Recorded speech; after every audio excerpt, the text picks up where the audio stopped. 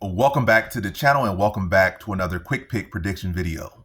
In this video, I'll be predicting the light heavyweight bout between Jiri Prochazka versus Carlos Ulberg. And this fight is for the undisputed UFC light heavyweight championship, as Pereira has vacated the belt to go up to heavyweight and try to chase more glory, more greatness. But yeah, how do I feel about this one right here is I'm going average confidence Carlos Ulberg to beat Jiri Prochazka.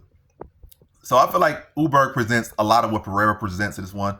And I highly think Ulberg has better takedown defense than Pereira. But yeah, with Jiri, you can say, oh, look how tough he is and what he did and what he does that. But I feel like with somebody that knows what they're doing, that toughness goes out the window. Like when Pereira beat him twice and how I think Ulberg will beat him now. Like with Roundtree was beating him for the majority of the fight, probably what, 12 minutes of a 15-minute fight. Roundtree was beating Prochazka. And Prochazka was getting caught with check hooks all day long. But the thing with Roundtree, he was hitting him with like the back of his face. He was swinging these big looping shots, just doing like that. So he was hurting Prochazka, but he wasn't throwing the shots in a way that's gonna, put him out. Whereas guys like Ulberg, they know how to put the shot. They put the two knuckles on your chin. They know how to, hit you right when they hit you or put you in your temple. Roundtree, like an explosive athlete, he hit hard as a mug, strong as a mug, but his technique can get extremely sloppy, but he gets by with it because, again, he's just an athletic freak. He's super strong, but and athletic and all that stuff. But his technique leaves a lot to be desired. Now he's fighting Ulberg, another tall, lanky striker, high-level kickboxer, who's been, catching people those same shots that Prochazka got caught by against Pereira twice, and again got caught by Roundtree and caught by what's his name? The other guy, the other tall guy. But anyway, both of those fights was like he won. Like he beat Roundtree, he beat the other guy. But those guys never really had great counter punch ability. I'm mad I'm forgetting names, but it is what it is. But to get to the point is, even guys that didn't really have the proper technique were having great success and were beating Prochazka. And then he had to rely on the third round to overwhelm them and beat him.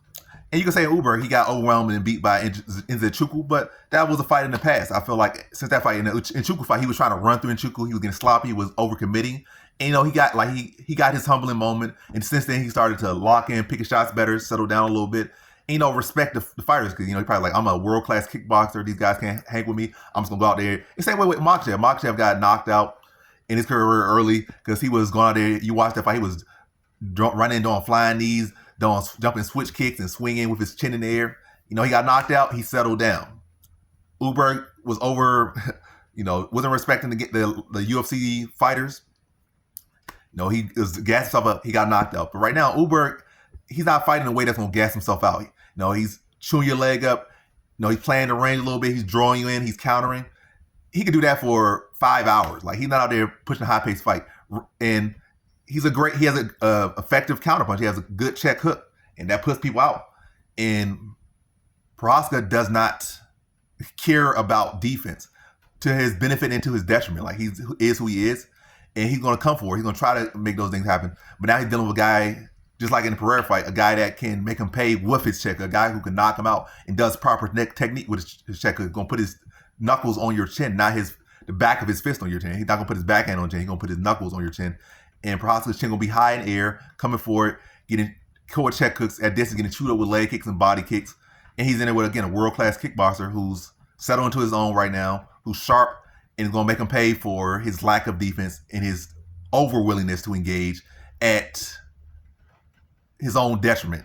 And I think he puts Prochazka out in the second round.